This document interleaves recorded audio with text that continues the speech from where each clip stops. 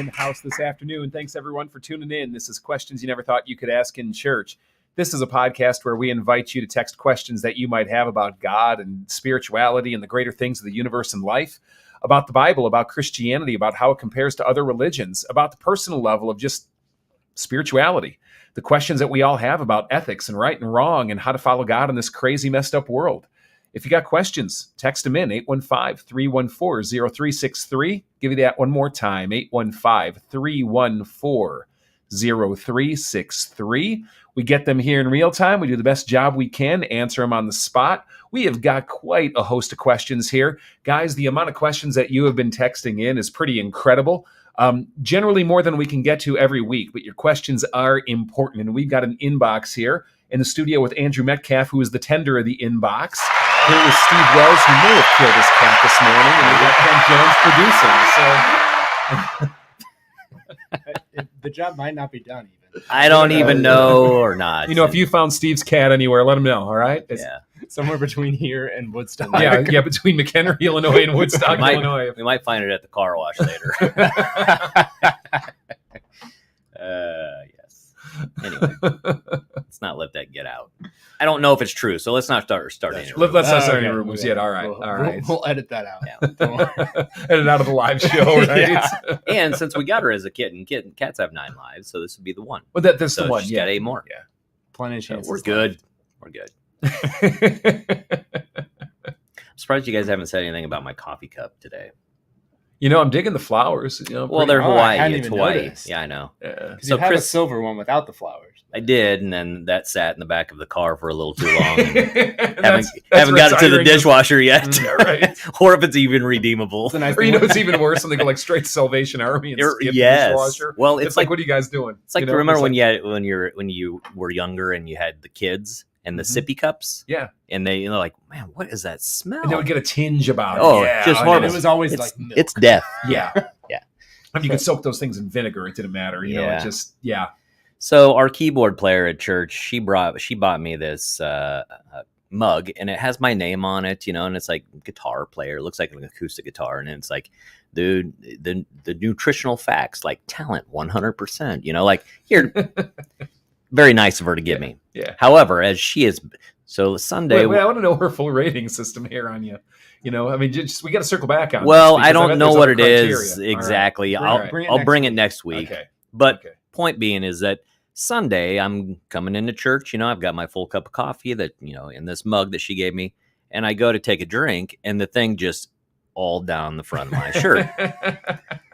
And so I told her when I got there, I said, Chris, you know what? I'm a little upset with you.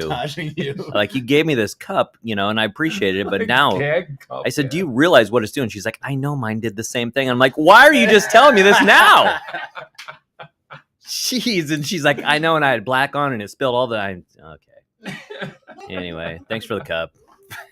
Appreciate it. That's why you wear black. Yeah, exactly right. Stains. So that's why I have this Hawaiian cup that we actually literally got in Hawaii. So it's Barbie's though. So I had to steal it from her. So now I'm on the hunt for a new coffee mug if my other one isn't redeemable.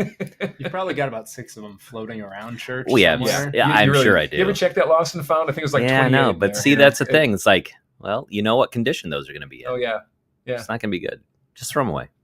God gave you a dishwasher. Yeah, I know. Anyway, we got any questions? We do have some questions. Good. This first one here is rather lengthy. I think we got it sometime during the last show. But it starts out, hi, Pastor Dave and Steve. So this is only not you, for Andrew. You Not Andrew, you. you have no say, no comments. Because this is Andrew writing it. Yeah. Andrew's throwing us under the bus. That's how saying that it's from someone else. I avoid answering questions. Wrote this. This one says Andrew don't answer, so I don't know. Wow. Very specific. Okay, kind of a saga here. This is probably kind of a weird question. I'm a huge Beatles fan, and especially a huge George Harrison fan. The song My Sweet Lord came out when I was about 11 years old, and I thought it was about Jesus. I happily sang along with the 45 single that I purchased with my $1 a week allowance. Recently, I was creating a playlist on my phone and added that song and was singing along with it and came to the Hare Krishna and all the other words that were in a language that I don't know. I was singing along and asked myself, am I worshiping another god mindlessly by singing this song? I thought about Googling what the words meant, but I was scared to death. Am I being overly afraid because I don't want to offend God? I just like the song. You know what? I love this question. Mm-hmm. This is the stuff that, I mean, it's kind of fun to read from afar and like laugh through, but this is the stuff that's real. You know, the little things that just kind of get the everydays. They get in your head. It's the everydays, yeah. Mm-hmm. Yeah, exactly. So thanks for asking this. And, you know, I want to push it one further. I mean, it's just really cool to see someone that wants that much loyalty and devotion to Christ that they don't want to do anything. It's like when someone's so committed to their spouse, they don't want to risk like any kind of hint of, you know, adultery or attraction or getting their heart torn in another direction. I almost see that kind of being the same here. So that's really kind of cool. You know, I don't know the song actually that well. I mean, obviously I know the Beatles and George Harrison and a lot of his, you know, Eastern religious moorings and the effect that had on the Beatles. And you know the song, Steve? Probably if I heard it, I don't know. Like, I'm not a huge Beatles fan, so yeah. So I mean, I can't really kind of speak to the lyrics here or what's being said. Andrew, I think maybe you're pulling it up right now. But you know, I would just say this. You know, I kind of take seriously, and I think we should take seriously, even if it's just lip service to things that we don't agree with, believe in, or certainly that has a split, you know, allegiance, especially when it comes to God. So if your conscience is giving you a hard time on this one, you know, obviously you like the song. I'm not going to say don't like the song. You know, it doesn't work that way. But, you know, maybe you're not singing that part. Maybe you're not doing it. Or maybe you're baptizing the lyrics and changing them and singing it your way to Christ. I mean, I've seen people do that kind of thing too. It's a tough one to answer in a blanket statement because, you know, as Paul will say in Romans chapter 14, what one person's faith allows them to do, another does not. Now, at no point can any of us ever give our allegiance, if we're followers of Christ, to another God, right? And so we got to be careful of our language there. But if your conscience is giving you a hard time on this, you know, don't sit here and worry about the past. If you're afraid you sinned in the past or did something wrong, well, ask God for forgiveness on that and move forward. But, you know, maybe you're not singing this one, you know? It looks like it's mostly I'll show you this, in the echoes. It's saying... Yeah, we got Guru Brahma, Guru Vishnu, Guru Devu. You know, Vishnu, of course, one of the triad Hindu gods, you know, Brahma as well, you know, and on and on. So, I mean, there's a lot of, you know, whether it's Sanskrit here, and again, I'm not a big enough expert on this to be able to comment which language specifically. I'd imagine it's probably Sanskrit. Yeah.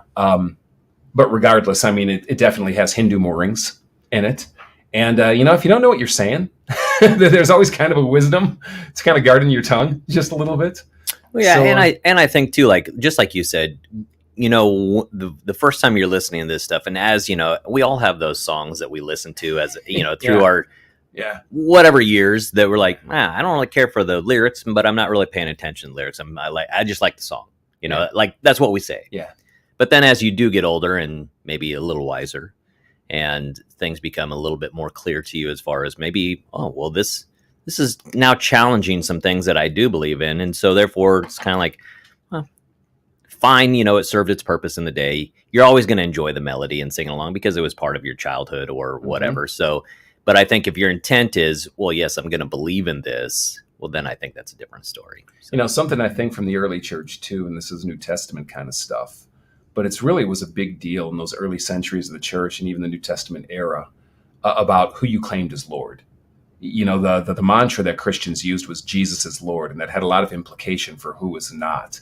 And this was in direct response to the, shall I say, Roman imperial pledge of allegiance in which you had to claim Caesar is Lord. And with that, of course, came all kinds of not just political baggage, but metaphysical and spiritual baggage as well. And they wouldn't say it. I mean, they would actually go to death before saying it. And, you know, there was a debate going, like, if I don't mean it, who cares what I say? You know, just say it, get on with it, spare my neck, spare my family's neck. But the ones that were held up in the New Testament in the early church were the ones who had such allegiance to Christ that what they said had integrity, and they didn't divorce it as easy as I think we can kind of do today. And so that kind of challenges me and convicts me. So, it says this is the Keith Richards of FOF who's asking the question. So want to know who that is, Yeah. But if your name is actually Keith Richards. yeah. So Keith, hopefully that helps. I think I know who it is, but I can't say. All right. So. All right. We've got one here that I think could be interesting, possibly long answers for it, but it's obviously Steve likes long directed answers, at Dave, but I think all of us can answer. Why did you choose to be a pastor or choose to be a worship leader, or tech person, or banker / deacon / whatever it is, I am. podcast host / whatever else you are? One of those card things that just unfold. Yeah, right. Let's see. I'm right here. Short questions always have the long answers, don't they? Yeah. I'll give my own story on this since it's kind of directed here. Why did you choose to become a pastor? But I never wanted to do this. In my childhood, I was always one of those personalities that kind of lived in the future more than the present, and always had kind of steps laid out and knew pretty clearly what I wanted. And my family, especially my father's side, was all federal law enforcement, and he was an ex-military, and that was the route I was planning to go. I mean, I idolized that kind of stuff. I was going to do ROTC, I was going to do a military stint, and then pick those 3 federal letters of choice, or whichever one I can get into. And it was beyond just kind of what I would call that childhood fantasy that I think everyone has. If I'm going to be a fireman, I'm going to be a cop, that type of thing. I mean, it was deeper. It was in the blood, more or less. And I'll spare the whole story, but God just got a hold of me one day in a very direct way, threw me up against a wall. And I was very convicted that I was supposed to be a pastor. I'd even describe it as an inaudible voice, or maybe a thought so strong that it felt like it came from outside of me rather than inside of me. However you want to put it, I don't care.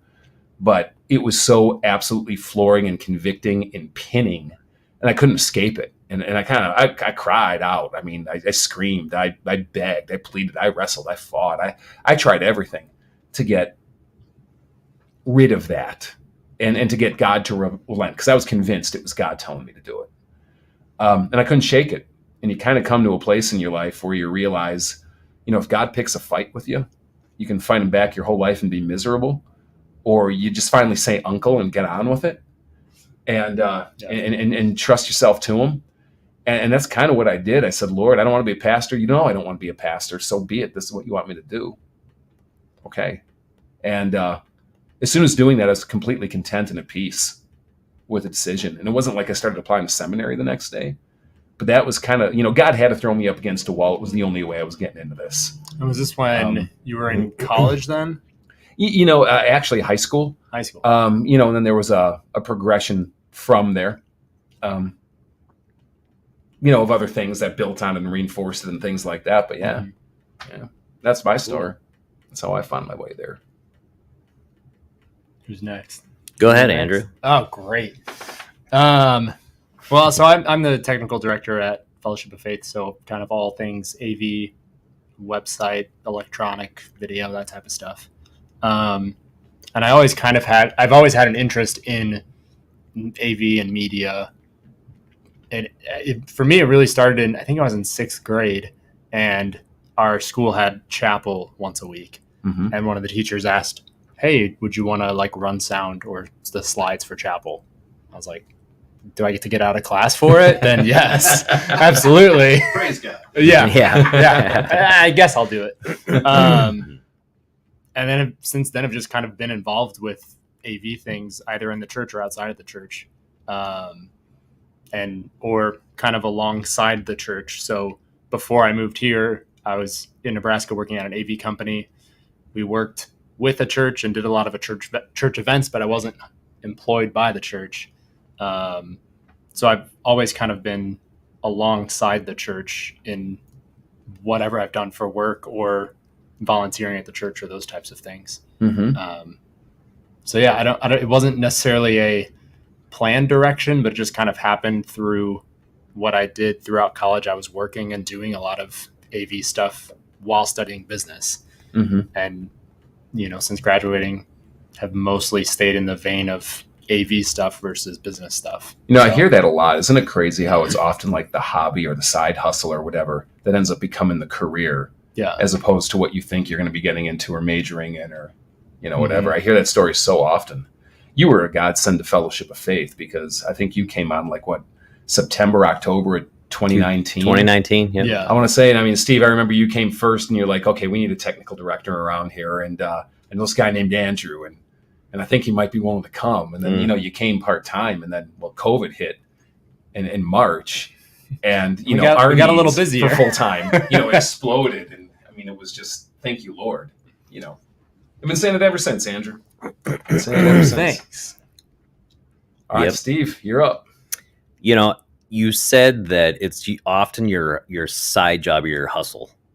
And I completely agree with that, but it's not surprising to me because I think those are the gifts and the desires that God has created you. You're unique, right? So he created you to have certain, to be a certain way as far as what you find interesting, your talents and your gifts and that type of stuff. Yeah. So I think for me, and probably looking at both of you, very fortunate because it's we actually get to do something that he created us, the desires of our hearts almost, to actually do. And so, yeah, I mean, for me, growing up, it was always music, as many of you know, it's I sat behind my first drum set at 4 and never looked back. I was this is what I'm in love with. I love these things. I like the aggression. I like the pounding of, I like the sounds. I like, just how it coincides with everything else and it drives it, because without a good drummer, a good drummer can either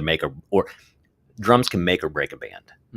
It's either, if you don't have a good drummer, you're going to sense that there's rhythms that are weird and whatnot. So to me, just the music side of it, and then how God kind of orchestrated just not even in the church realm, but the secular realm of me going through that progression of being in bands and leading bands and honing those skills. And then all of a sudden, through a tax person and through a band, was well, you guys should go check this church out. And then all of a sudden here, it's this.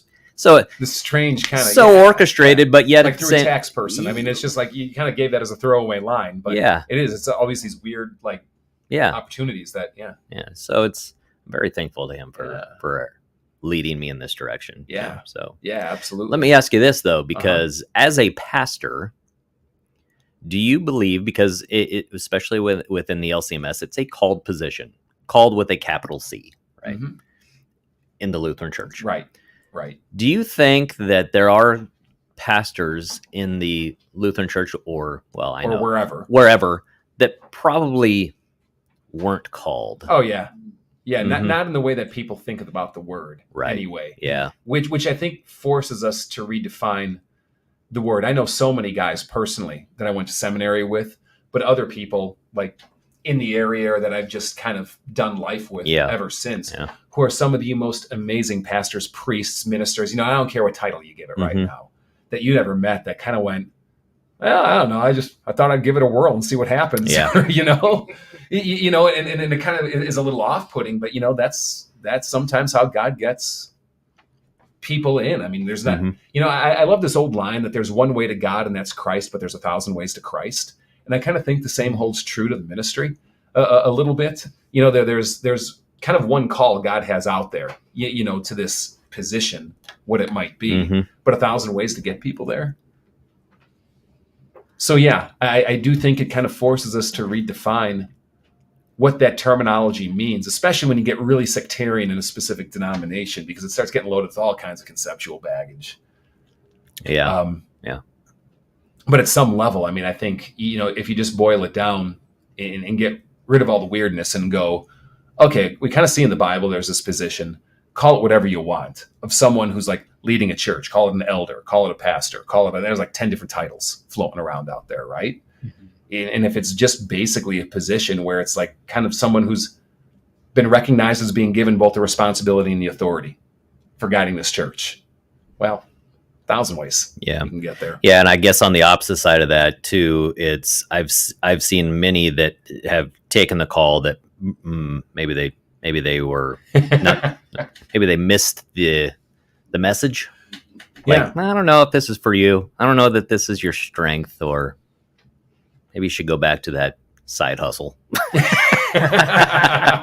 Well, then you have people who don't listen to that call and put it off and fight it their whole lives. Yeah. I think that was something my brother was doing. Someone had told him he was going to be a pastor, and he's like, I don't want to be a pastor. Yeah. Like, I want to be a youth leader, and did that for 5 years, and then ended up at the seminary because he was finally like, okay, He got enough. sucked Like, into the I've had black enough people hole. tell me this. I've had Yeah. enough things like overlap with that just lined it up. So Yeah. But, and I think it redefines the position too, because you start to realize that it's more, the classic term they give this is office. I always found that a weird term growing up, because when I hear an office, I think of like a little cubicle in the corner. And that's not what it really means. I think it's better to just say position. This is a position God wants in any given congregation or church, and someone's got to fill it. Mm-hmm. And there's a lot of people who are filling positions that might not be the most talented at that position, but sometimes perspiration beats inspiration. You know what I mean? And sometimes tenacity is a more important gift than, ability. Yeah. As we know from the sports world too. Yeah. And oftentimes people who have the willingness to take on the yoke, if I can use that traditional terminology, even if they're not the most gifted at it. I mean, we see this in everything. We see this with politicians. We see this with, all kinds of positions. But yeah, you're choosing to step into the role, even if you're not the best on the block. Yeah. To do it. Yeah. Right. Yep. Yeah, we just watched a clip. I think this was at youth on Sunday night from The Chosen of when Jesus calls Matthew. Yeah. And it's very interesting how they show it, because he's at his tax collector booth doing his thing and talking with a Roman guard there, like, man, you're the best at this, and you're so fortunate you ended up here. And then Jesus walks by, and it's just like, hey, come follow me. And there's this like little moment of hesitation, but then it's just all in. And the Roman guard that was there with Matthew is like, what are you doing? Like, you're throwing away everything. Yeah. You're throwing away Career, your everything future. that you have to go do this. And Matthew's carrying whatever the little counter device is. I don't know, some Abacus. that abacus. There you go. And Good math guy. do you still have one? Yeah. Do you still use one? Yeah, at his bank. Yeah, right. In case the power goes out. Right, Yeah. But Matthew's got that, and Jesus is like, oh, keep that with you. You might need that.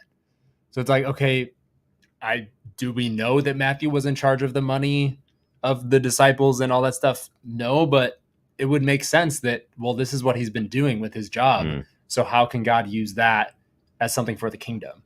I was like, granted, that's probably taking a little bit of freedom in scripture, but it's cool to see it from that perspective. And you definitely see that trajectory with a lot of people. I mean, even just our conversation here today. Yeah. There's an old movie back in the 80s called The Mission, which I think I've seen that. And it's not a Christian movie. It's not like Christian movies get kind of cheesy. I mean, this was like a theatrical release. And it was basically, it was, the colonial era. So I don't know what we're talking here. Maybe it was 16th century, 17th century. I don't really care.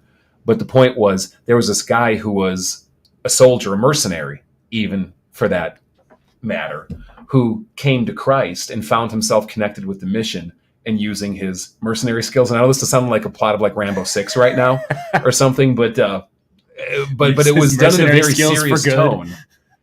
How he was trying to help them learn how to guard this mission against, the attack from other conquistadors that were coming in and things like that. That's not the one that I was thinking of. This one is some missionary goes into the jungle. Oh, you're thinking of Tip of the Spear. That was like in the 90s. That was good. That's a good one. That was 90s Yeah. or something I was like like, that. there's something. I remember watching that. Yeah. You ever seen the one about the potato farmer? He's over in South Oh. Africa. The potato farmer Yeah. in South Africa. That was really good. Yeah, that's a good one. That's Yeah, great. Yeah. Faith Like Potatoes. That's what it's called. Faith like Faith. Yes, that's the movie. And I'm telling you, it's really good.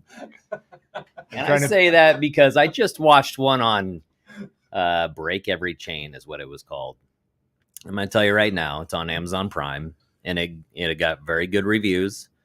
But I swear that like they paid for the reviews. from, or half of the people that were in the movie or in the cast or production are the ones that are rating this. Yeah, right. Because it's not good. So save your hour and a half and just bypass it. Go watch Faith Like Potatoes. Faith Like Potatoes. Yeah. That's the one. Yeah. Huh? All End right, of the all spear. right. By the way, it's not tip of the spear. You sure? Yes. End of the spear? Yep. All right. Yep. Because I showed both of those on our trips down to Branson. Seen it many a times. Been there, done that.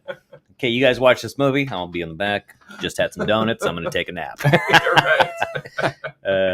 Enjoy that. See you in Clinton, Missouri at the Golden Corral.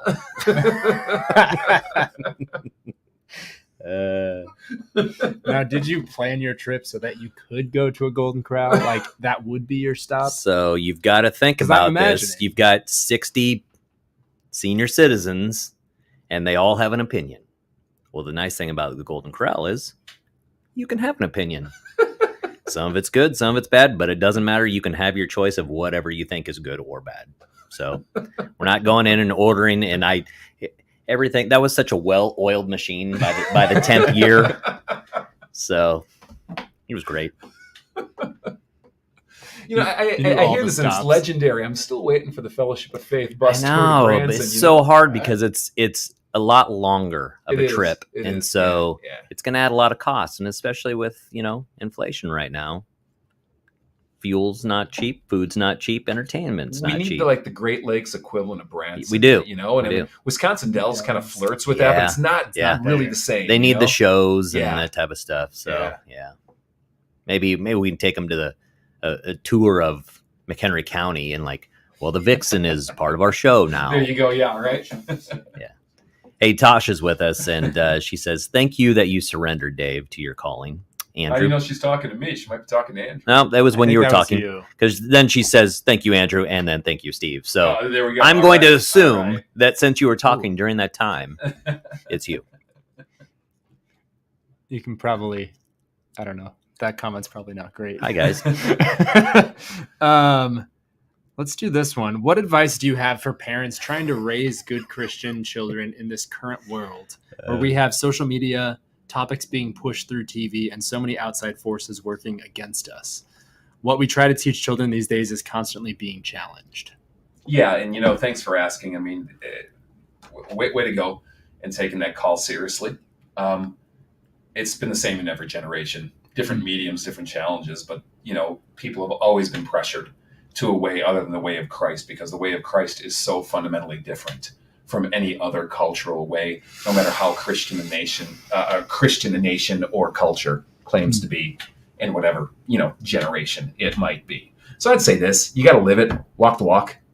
You could tell your kids a lot about the way of Christ and what's right and wrong. But what do you actually delight in? What do you actually spend your time in? What are you actually immersing yourself in? What kind of mediums are you surrounding yourself with? Kids learn by watching their parents more than by listening to their parents. I'm fully convinced of that. I see examples. I'll give you just a couple things that spark to mind. I mean, I've met so many, shall I say, good Christian parents, right? And they tell their kids about the danger of drug abuse and alcohol abuse and things like that. But then they recount their own stories of when they were a teenager, and they always do it with a gleam in their eye. And maybe they've walked away from that life since, but they look back on it and you see it come out a little bit. They think back of it as their glory days, or kind of with a sense of pride surrounding it. That kind of stuff communicates. Mhm. Are you actually broken over it? Or did you just walk away from it for other practical purposes, but your heart's still attached to it in certain ways? I think all of us as parents have our pitfalls that way, and inadvertently end up communicating ideas of what's fun, what's important, what's good, what experiences should you have. I think social media is far less dangerous than parents are. So.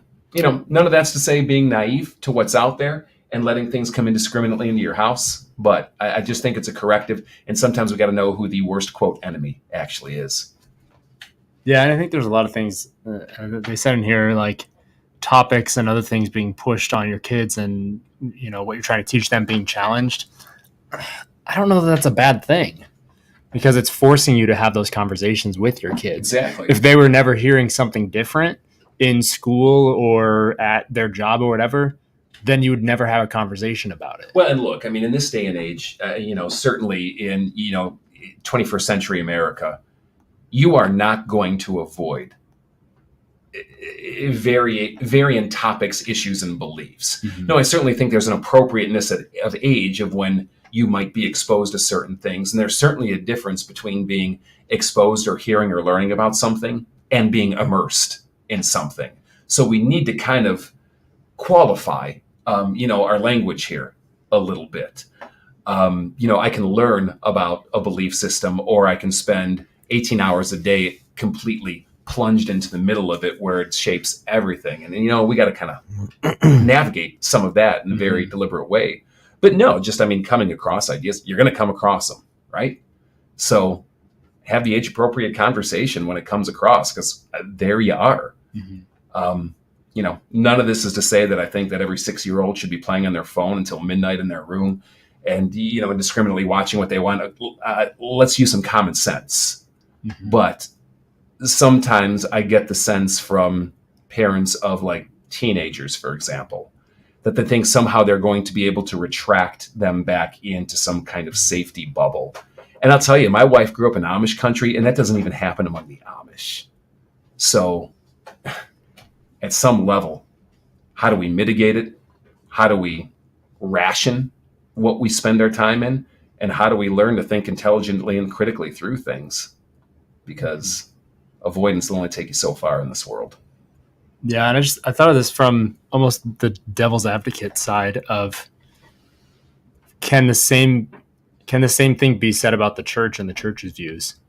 If you are outside of the church and think the church is a bad thing, the church is encouraging, bring your kids, let's baptize them. We're going to be in the word 2 hours every Sunday, and you have to believe. So it's like, you can look at it from both sides of going, everyone's doing this.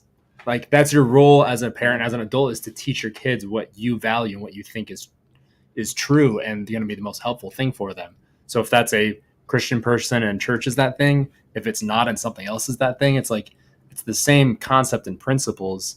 You just have to figure out, what's the outcome or what's the goal in that. Yeah, and I think that's a cool perspective in this day and age, because I think a lot of Christians are naive to how scary it is for non-Christians to expose their children to Christianity, especially when their conception of Christianity is things like it's judgmental, it's hypocritical, it's superstitious, it's violent, it's violent. Yeah. It's add up all the stereotypes, right?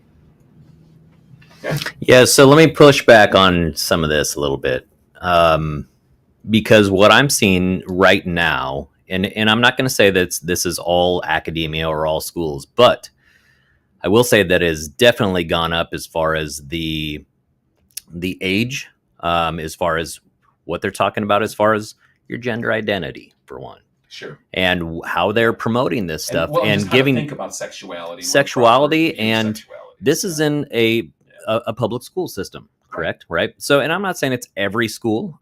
That's not my point. My point is that it's happening. And so therefore, is if you have, for instance, like Andrew, you were talking about church. Well, the reality of church is, no matter how involved you are in the church as a youth, for instance, there is so limited of a number compared to being in public school. Public school, you're there for 8 hours a day, right? And there's also different things now that are going on as far as like if a child chooses to go a different way as far as their gender and be identified as, well, I was a boy, now I'm a girl, they don't even have to let you know that as a parent. That's a problem. And so point being is that I think there's so many things now as parents and I know you said that it's cyclical, kind of goes around, every generation's going to have it. I agree with that issue. Yeah. But I think we're getting to my own opinion, I think there's certain things that are at hand right now that are definitely probably a little bit more, how do I say this? It's much more difficult for a parent to be involved in this stuff because it's so hidden. and it's hidden from them specifically. So I think that's where the hard part is. To have a conversation about ideas, we can do that all day. But to have a conversation to try and retract something that they now believe in because it's something that they've been indoctrinated with, and that's much harder. Yeah, and I hear you. And I'm not saying that's the overwhelmingly population at this point. I'm just saying that it's becoming more and more and more common. Yeah, and that's troublesome to me. I guess, and I'm with you fully on this, Steve. And I think it's just bringing to light the fact that we as parents kind of entrust our kids somewhat haphazardly to others on good faith, thinking that they're going to expose them in the right ways. I think of my dad back in the 50s and the 60s. Let's go to the 50s, which is apparently like the golden era, of the United States. And he went to conservative Catholic school. And the amount of crap that they put into his mind about God because a particular nun or Christian brother, or I'm not even going to say well-meaning teacher, who had an iota amount of knowledge and had an axe to grind in other ways. It destroyed my dad, so I guess it's just, to your point, big yes. I just don't think there's anything new today in terms of the foundational issue of it, is what I'm trying to say, that we are constantly, or our kids are constantly immersed in things that are not of Christ, even if they claim to be Christian. And sometimes very openly couldn't give a rip about Christian or even antithetical to Christianity. Yeah, I know there's so many different instances or variations of Christianity or of religiosity or whatever you have, that even within that sect, it's hard to, take the fact from the fiction. Kind of like you were saying, like your dad in school, how would he have known that isn't the real message of Christianity or the real thing? Because, well, a priest told it to me or someone told it to me. You even have to play that game within the church and within what the church is teaching too. I would even give my own story. I went through K through 8 Christian school, and by the time I got to high school, I was given the choice of whether I can go to a Christian or a Lutheran high school or the public high school, and it was no questions asked for me, public all the way. And the sole reason, the primary reason why, I never wanted to have to take religion as a class again. Talk about the cosmic irony in that. And it wasn't because they were even probably teaching something in terms of content that was wrong, but it was because of the culture, the approach, the aura about some of the things that was just so distasteful to me. And I would say arguably probably from people who love the Lord too. But again, what I was immersed in had a toxifying factor of sorts. I don't know. It's a tough one for parents. Yeah. So maybe we just kind of bring it back to this. Look at your own example. Talk openly and honestly with your kids about the things that you're seeing in the world, the struggles that you have, the fears you have for them, and the things that you go counter to Christ. Be quick to listen and ask questions rather than just preach. The good news is that even though we're immersed in, be it church or be it school, like 8 hours a day, the reality is we tune 98% of it out. So, right? It's often what we catch more than what we learn or hear, so to speak. Yeah. And commit yourself to the way of Christ and show your kids what that looks like and talk about why you do it and what your struggles are. It's not a quick fix. And if there's toxins in your home from unmitigated social media or whatever kind of media that you're watching, keep it in check. You're not going to keep your kids from it completely, but you can limit the amount of poison that you drink. Yeah. Kelly says, I think it's hard today as a parent to talk to your kids because your kids are getting their information everywhere else from their friends, online, at school, so they don't need to talk to their parents. Yeah, I would say that, to me, I would agree with part of that, which is their kids are getting information from so many different sources comparatively to what your dad was, for instance. I think it's information saturation, and You don't know what is good, and especially at that age, how do you filter that, right?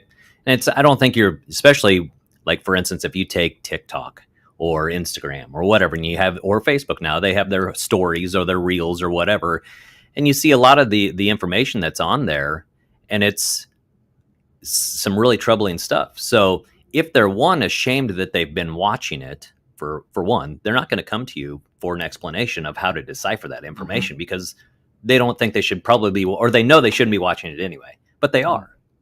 And so therefore, who do they talk to? How are they filtering that information? Who's telling them what's right, what's wrong? Who's telling them, like, well, but this. And so it is hard. Yeah.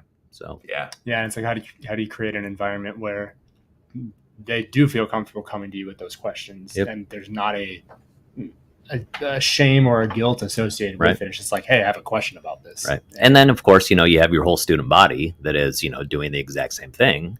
And so it's that peer pressure. You have everybody that is, on board with some of these things, because let's be honest, like, I don't actually consider the United States it used to be a predominantly Christian nation, right? I don't see that anymore.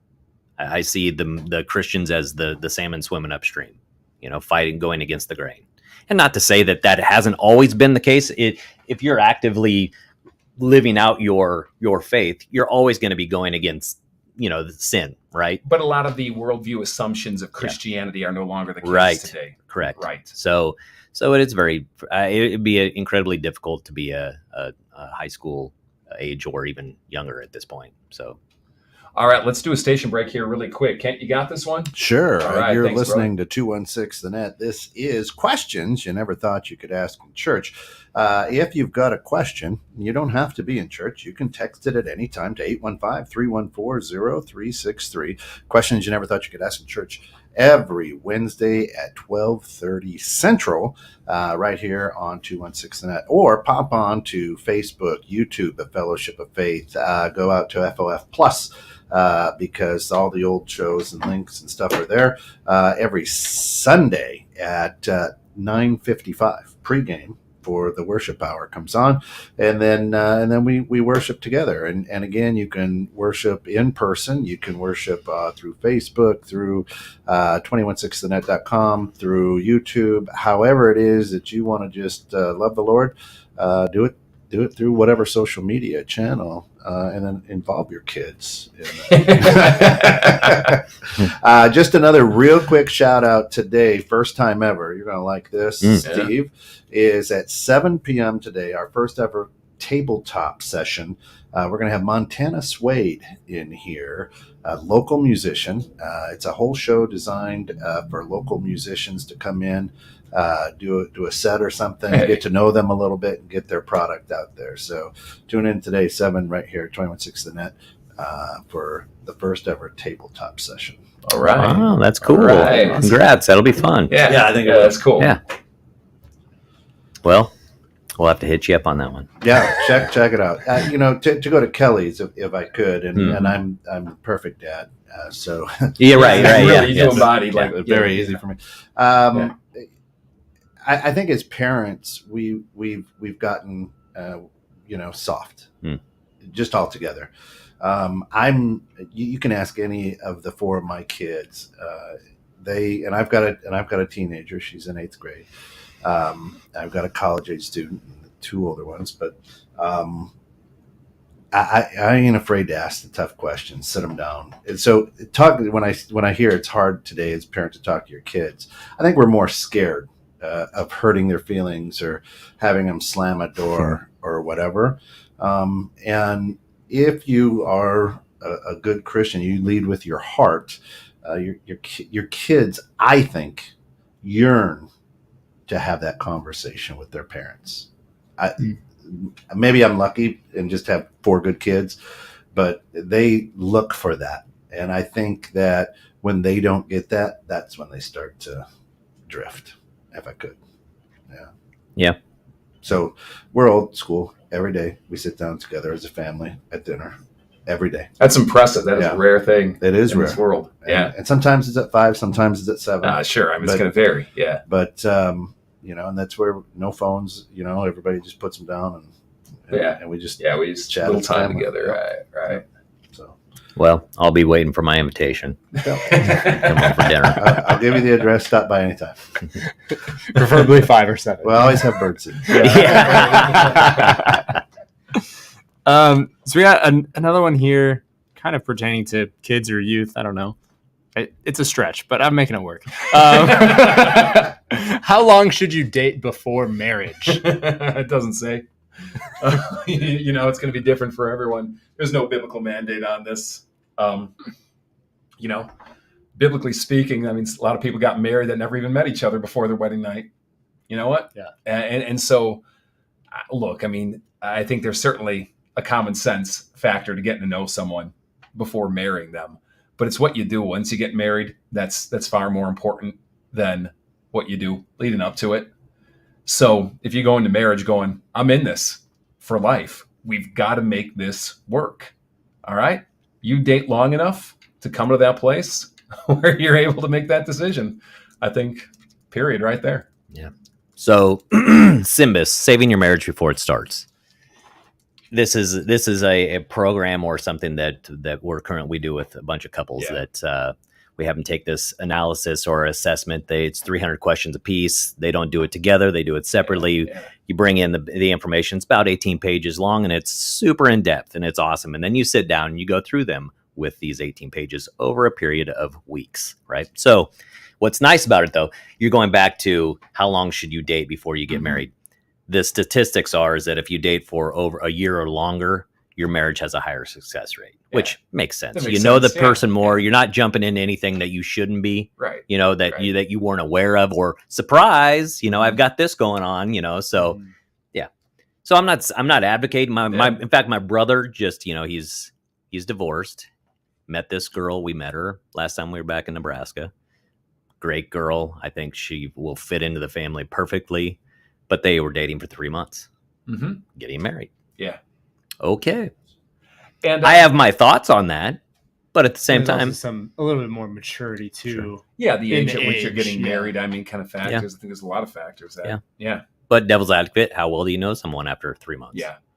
And how long have you known them before you were dating? Yep. I mean, there's so many things you could put that way. Yep. But yeah, in this day and age, when your marriage isn't arranged, we should go back to that. You think so? Yeah. That's what I was going to ask. Where did arranged marriages come from? Like, is that a biblical context or a concept that?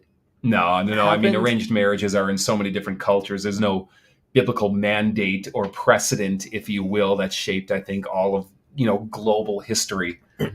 From then on, you found it, everywhere. But it goes back to your parent question. Especially, we're so used to the government being in control that we forget what it's like when you depended on family unit. Mm-hmm. Family unit was your government. Yeah. They were the ones that protected you. They were the ones that provided for you. They're the ones that kept order in society, in your own household, but by clan or tribe, or, however you want to put that as well. So, you can go with the logic of this. My kids start getting sexually curious, awake, or desiring in their teenage years. Well, are you going to trust a teenager to the most important decision, arguably, in their life? Who knows them better than mom or dad, right? And who can think through the implications and knows? I mean, you can go down this logical path and make a good, cogent argument for it. Mm-hmm. And, as much as we kind of balk at it today, there's a long history of happily arranged marriages. Mm-hmm. Yeah. There's also a lot of train wrecks, that were there and a lot of serious issues, with it. So I don't want this to be misconstrued that I'm somehow advocating that is the proper way. It just happened to be the cultural way for the better part of human history. Well, clearly right now we're at 50% divorce rate. Yeah, so who did it better? Right. Okay. Everything's fine. You had your opportunity to learn everything you could about that person. So, I talk about this a lot, but my wife grew up in a Mennonite community. And without getting into the specifics, I mean, they weren't Amish, but a conservative evangelical Mennonite community where a lot of what you would call those old world practices were still very much a part, and to this day, a part of church life. Mm-hmm. And I remember when Tina and I started dating in the 90s, because she's always kind of like a black sheep. They loved her and welcomed her openly, but she was never part of the community. She never, quote, repented and baptized in to the community, but grew up in it. Mm-hmm. And, I remember in the 90s, we were dating, and the way that they would still get married is you would go to singings. And a singing was basically someone would just host an open house, and you would go and sing hymns together. The boys would sit on one side, the girls would sit on the other side. It was generally high school and college aged people. It really wasn't, 22, 23, you're phasing out of this hardcore at that point. And if you saw a girl sitting over there that kind of caught your eye, you went and you prayed about it. And then you talked to your parents about it. And then you and your parents went and talked to their parents about it. And then her parents talked to her about it. And then you talked to the church elder about it. And in 3 months you were married. And they boast a divorce rate under 2%. Doesn't mean they're all happily married. Yeah, right. But I like these as examples because, I think we are so immersed in a cultural way of looking at so many of these things that we take it as just assumed premises that it's the best way. Yeah. And somehow forget what makes it work. And I think what makes it work in their community is you have people from the same value structure with the same belief system, with an entire community rooting for you, surrounding you, and encouraging you. And believe me, there's a lot of crap. Tina's mom was divorced. She was one of those 2%ers, and it was horribly toxic, what they were in. And none of this is to advocate people like suffering needlessly in horribly toxic situations, or I'm trying to avoid some landmines that people are inevitably going to throw in the path I'm walking down here. I'm just trying to give some counter correctives to assumptions that we make. Well, and I think there's a value, maybe a little bit higher commitment value. Like this is we're married. There is not really an option for divorce. Yeah. We're taking that off the table. I know when Barbie and I first got married, like the first couple of years were rough, and there were arguments there, and she at some point was just like, you know what, like maybe this just isn't going to work. Maybe the best option is divorce. And the one thing that's to take the wind out of your, the breath out of your. Well, totally. But I understood where she was coming from, but at the same time, in my mind, it was like, no, we can get through any of this. Yeah. And so what I want us to do is take that word out of our vocabulary because it's not an option. And of course, divorce is an option and it is biblical if there are certain things going on. Right. None of that stuff was going on. And so it's like, okay, you know what? Let's just remove that from it. So it's not an option. Well, and it's like, did you have godly people around you who were there to help you through that? No, not at the time. Yeah. No. So I think that's one of those things about that community aspect of this is a commitment you're making, to your spouse, but to God and also to the people gathered there and the community gathered there. Yep. So are they taking that role seriously? Yeah. As far as we want to support you in this, we want to make sure you can make it work. Or before it happens, we want to make sure you're actually prepared for this and actually ready for this. Right. Well, and I think too, like spiritually or whatever you want to call it, our relationship with God was not at a point where it's at right now. And so to me, I feel very fortunate that I had parents that I did that have been married for, almost 60 years now. That's incredible. Yeah. But they were a great role model. And part of that was it wasn't always good or easy for them. It was commitment. It was, we're going to work through this. And so like I had that model to say, no, we're not going to do this, even though it wasn't that at the time when I said, let's take divorce out of our vocabulary, that wasn't based on anything that, Jesus said or our faith or anything. That was just because my parents modeled it, so I feel very fortunate for that. Yeah. So, yeah. And now she shares her flower cup with you. Yes, she does. Look There at you this. go. See, Share she's not coffee bitter. mugs. If we end up getting divorced, I wouldn't have anything to drink out of. No, that would be the one thing you want. This is what you want. Out of This the is what I divorce. want. Yes. This the Jeep Fight and for the that. cat. Mediation breaks My down right there. attorney. I want We that, know that it's your cat. I It's want not- that it's not flower theirs. cup. This one's interesting. I want your take on this, Dave. Was there ever any talk about the various synods of the Lutheran Church, Lutheranism, converging as one? Oh, sure. Yeah. Yeah. It good probably question. started as one at some point. No, Or it never really started as one. I mean, and this is not only true in Lutheranism, this is true in Christianity as a whole. There are constantly talks within denominations and between denominations about finding some kind of unity or commonality not just in terms of belief, but also in terms of practice and organization. We got to kind of ask ourselves, what do we mean by one here, right? Because, let's take marriage as the analogy. We talk about two becoming one, but that doesn't mean that two people come together and end up believing the exact same thing, valuing everything in equal proportions and priority, and a number of other things, right? So what does oneness mean? And personally, I don't think the Christian church today does a good enough job of starting by defining their terms of oneness when they have ecumenical discussions. So the way that at least Lutheranism occurred here in the United States is at varying points in history, you have different bands of immigrants coming over from, Europe and settling here. And depending what year it was, or where the good crops were, or where land was cheaply available, or wherever community predecessors kind of settled, these different pockets would grow. And of course, they would start churches locally, independently. But they all knew that there was a value in having some, their strength in numbers. And by strength in numbers, I'm not talking like taking over the world or something like that. I'm talking just about the mutual help and support and encouragement that you can do. I mean, to this day, why do churches band together? Well, very practically speaking, you get better rates on your health insurance if you go with a group plan, right? I mean, there's some very practical purposes, never mind the theological purposes behind it.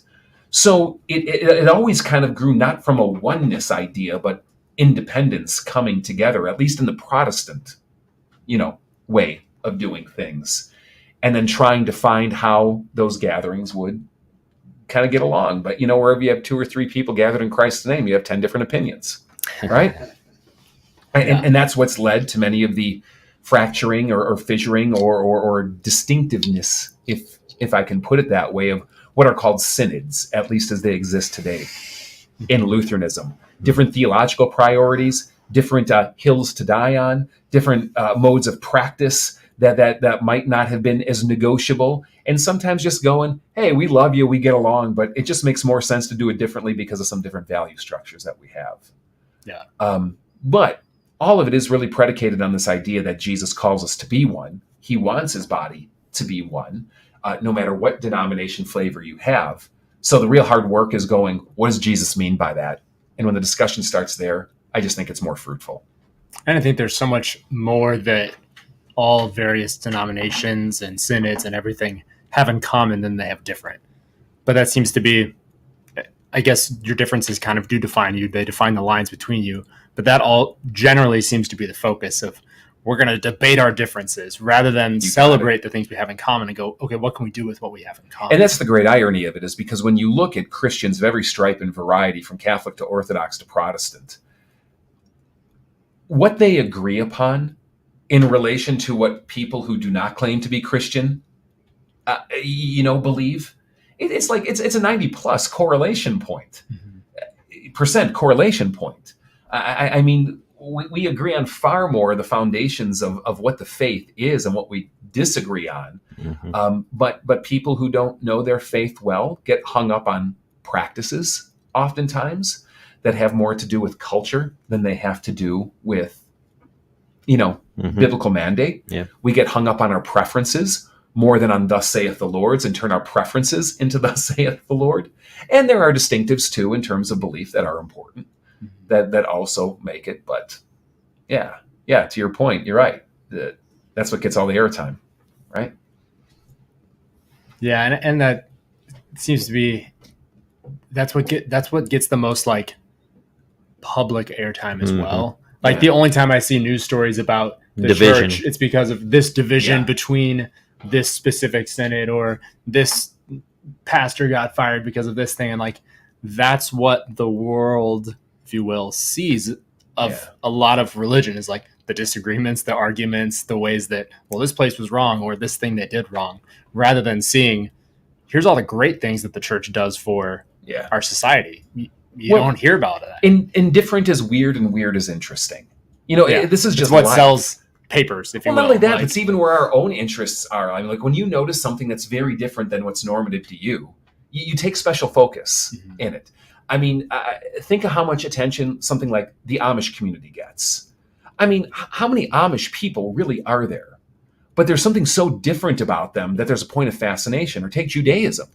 Judaism is a powerhouse on the world scene, and yet in numbers is what, like less than 1% of the world population? Yeah. And yet they're so different that the distinctive becomes a point of fascination and interest, right? And Yeah. it's the same within intra kind of things, right? What do you talk about? Oh, you like that?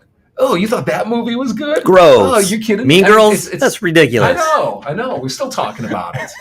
Still can't convert this guy. That's why, yeah. We'll never start our own denomination, Dave. Are you shielding your family appropriately from Mean Yes. Girls? I'm just curious. Yes. Do you keep Yep. that out of the house? Yep. It was We not don't to even leave- speak those words. No. in our Right, home. right. Yeah. You're taking the right steps. Yeah. We will not speak like the Gadinis.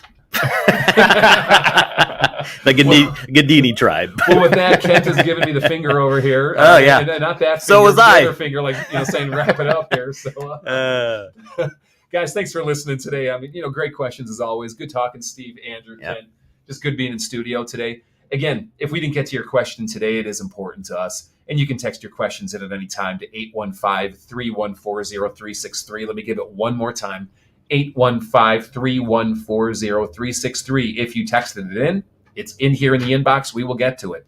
If the question comes up, please text it in, and we will get to it as quickly, truly, as we possibly can. We go live every Wednesday afternoon at 12:30 p.m. Central Time here on 216 The Net, and you can catch us on any of your favorite podcast providers. Just search questions you never thought you could ask in church. Catch our past episodes, and maybe we've hit some of the things that you've been thinking about already.